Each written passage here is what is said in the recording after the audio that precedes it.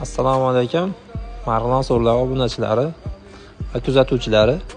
Navbatdagi zakasimiz o'z egalarining xonadonlariga yetib keldi mana. O'zgacha chiroyli, boshqacha, nafis bir so'ri bo'ldi. Ko'raverasizlar mana, aylantirib ko'rsataveramiz. Atroflari yopiq. Yosh bolasi bor, yosh bolasi ko'p oilalar uchun ayni muddao bu so'rimiz.